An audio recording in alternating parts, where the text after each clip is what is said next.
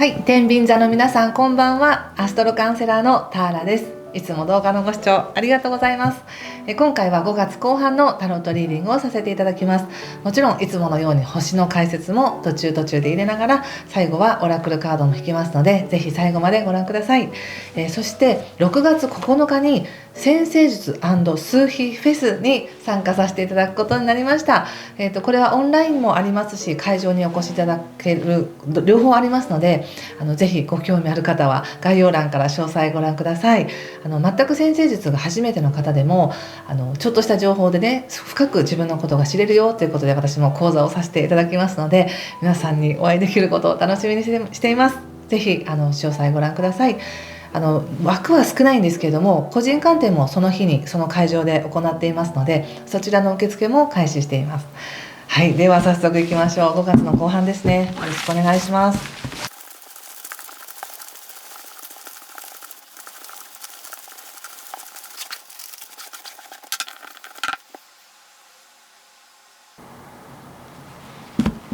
はい、じゃあ一緒に見てみましょう。ソード10、ジャスティス逆、ワンドのページ逆ですね。ペンタクス2の逆、そしてソード9、ペンタクス6の逆、ペンタクスキング逆ですね。気をつけることや対策はソードのキングとカップの7逆と、オラクルはジャッジメントの逆ですね。なるほど、結構面白いですよね。5月って前も言ったかもしれないですけど、すごく運勢が盛り上がって、何かが変わっていくみたいな、発展していくみたいな上昇気流が強いだけに、やはり翻弄されるみたいな形ですごく疲れてしまう方とか、またね、5月病という名前もあるみたいに、なんとなく5月で疲れやすかったりとか、運が強いだけに自分自身が飲まれてしまいやすいっていうのがあるので、ちょっとカードでも少々お疲れかなみたいな感じが出ています。ちょっと星の話を先にさせていただくんですが、この5月の20日以降っていうのはやっとね、精神が上がっていくっていうか、自分の進んでいく道が見えたり、こうしていけばいいんだみたいな、そういうちょっと精神的な光がやっと見え始めるっていう感じがあります。そして5月の23日もですね、いて座で起こる満月っていうのは非常にエネルギーが高いんですけども、何かが広がっていくとか、何かを伸ばしていくみたいな、すごく自分の夢がグイーンと伸びるみたいな感じがあるので、おそらくこうなりたいなとか、ああしたいなみたいな思いは出てくるんですけど、その分それをするにはこんなにあれが大変みたいな、そういう感じかもしれませんね。ものすごく体力があって落ち着いていてっていう方は、このエネルギーも全然ネガティブに感じず、もうどんどん広がっていくみたいな感じになると思うんですけども、ちょっと疲れが溜まってるなっていう方に関しては、無理にね、夢を描いたりとか、もっとこうしなければっていうふうに思わなくていいですからね。で、5月24日以降は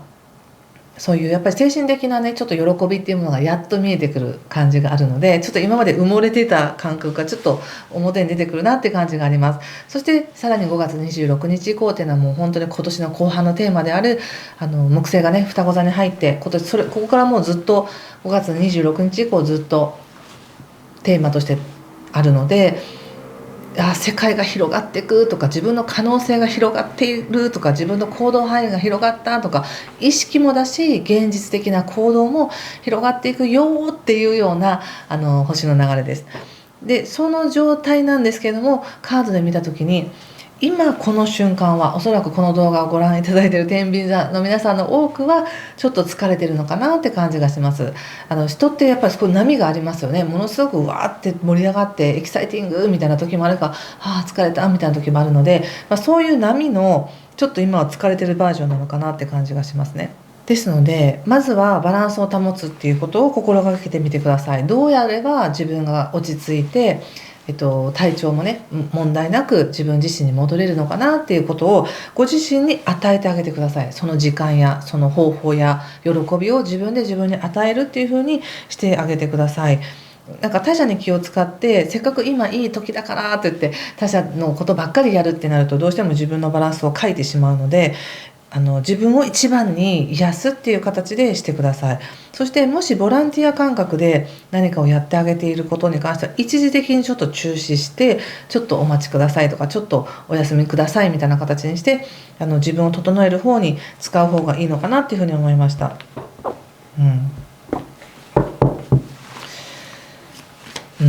ちょっと待ってくださいね。こっちにしよう。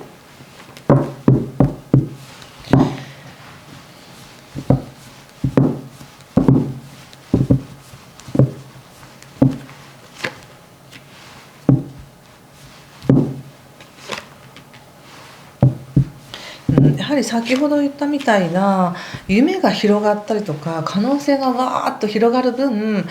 ということはあれもしなきゃいけないし、こうしなきゃいけないしっていう、自分へのプレッシャーや課題っていうのも同時に広がってしまって、シンプルにその可能性があるという状態を楽しめないみたいな感じがありますし、なんか乗りかかってしまった船を途中で降りれないよなみたいな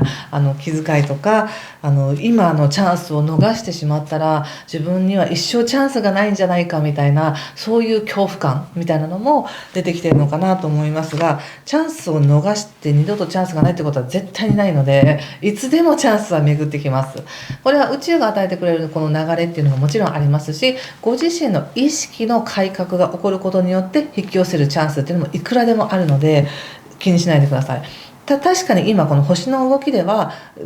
万全にというか、天秤座の皆さん共通で開かれる精神的意識改革があるよみたいな、もっと自分の可能性開けるよみたいなエネルギーなんですけれども、個人的に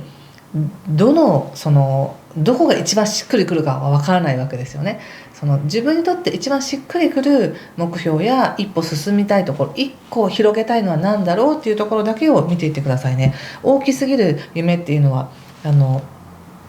今は必要ないっていう感じがします。そしてなんだか先ほど言ったみたいに、もう乗りかかってしまった船というか、自分がもう言い出しっぺだからとか、もう相手がこんな風に動いてるんだからそうしなきゃいけないわみたいな、どうしようみたいな感じがあるかもしれないですけど、いつでもストップかけてくださいね。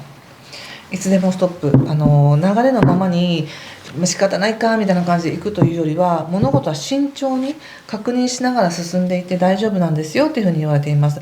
多少自分が無理してでも損してでもいいかって感じではなく、常に立ち止まって自分にとっての真実は何かっていうところで言ってください。それによって他者に迷惑かけるんじゃないかと思うかもしれないですけど、逆で、そこできちんと自分が立ち止まり、自分の真実にのっとって行動することによって、他者もその人の真実にのっとって行動しやすくなる。なので自分がなんかもう仕方ないしなって言ってごまかしてると、他者もごまかさざるを得なくなるみたいな感じがあるので、自分が真実に、忠実にいるっていうことを肝に銘じておいてくださいね。それさえしとけば、この時期は本当にうまくいきます。うまくいくっていうよりも、この時期のエネルギーにぴったりとした学びが体験できるなっていう感じ。そしてやっぱり私の感覚正しかったんだとか、やっぱりこれでいいんだっていうような自信とか安心感につながりますので、ちょっと言いにくいこと言わなくちゃいけないんだよなとか、やっぱりこれはこうだよなみたいな、ちょっと自分の中の厳しさをね思い出して、それを使ってくださいっていうふうに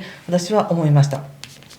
流れのままに言って仕方ないですよねとか、そうやってごまかすのではなく、自分にとっての真実で、対応してくださいと。そしてもし全てがうまくいくっていうわけじゃなかったとしても、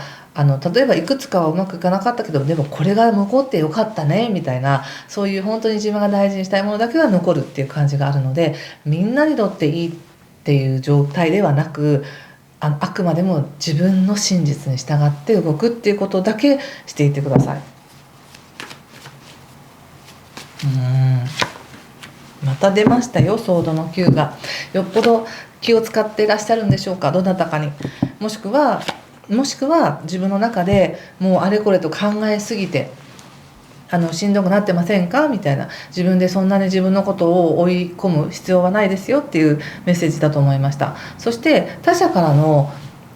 何かアドバイスだったりとか助け舟って多分来てると思うんですね。もうこれどうですかっていうお伺いというエネルギーのもとに何か来てると思うので、でもそれを受け取ったらいけないような気がするみたいな感じが、自分で何とか切り抜けなきゃいけないような気がするっていう感じがするんですが、甘えてください。そういう時は全然甘えてもらっていいと思います。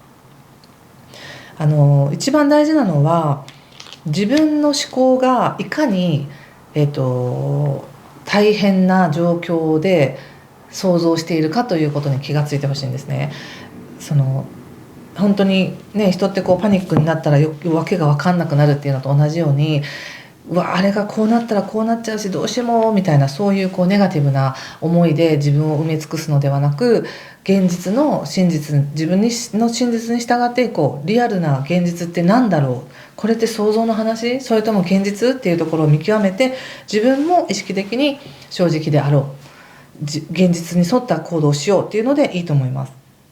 とても心配したいエネルギーがちょっとあるので、それはおそらくここまでのチャンスだったりとかね、流れが盛り上がっていたからこそ感じることなのかもしれないし、急に何かのね後ろ盾がなくなったかのような不安感みたいなのがあるかもしれないんですけど、一切失ってないですから、その後ろ盾は。宇宙はいつでも応援してくれてると思ってくださいね。自分がそう感じてるだけ、自分が自分の状態、体調やマインドの状態によって世界は全く違って見えますので、自分って疲れてたんだなって思ったら自分を癒すことを優先してください。そんな感じかな。もしですけども、お仕事とかでどうしよう、どうなるのみたいな、そういうちょっと不安なことがあるとしたら、金銭的なことっていうのはなんとかなるんだなって感じがします。なんとか借り入れができたりとか、ちょっと待ってもらったりとかして、なんとかそこは切り抜けられるなって感じがしますし、ただそれをプラスに持っていくとか、こう収益で上げていくっていうには少し他者の協力もいるので、何を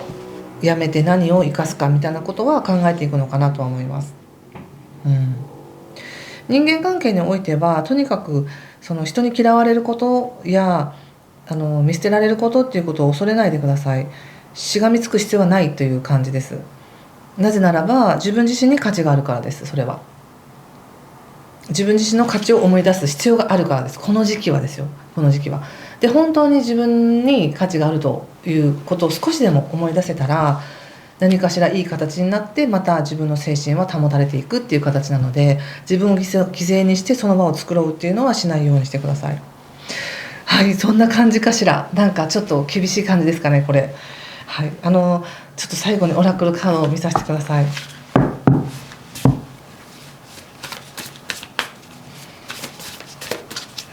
天秤座の皆さんね、これかな。Wisdom of the Magi っていうことで、どうですか、このカードじーっと見て何かしら感じることありますでしょうか。もし皆さん自身でね感じるメッセージがあれば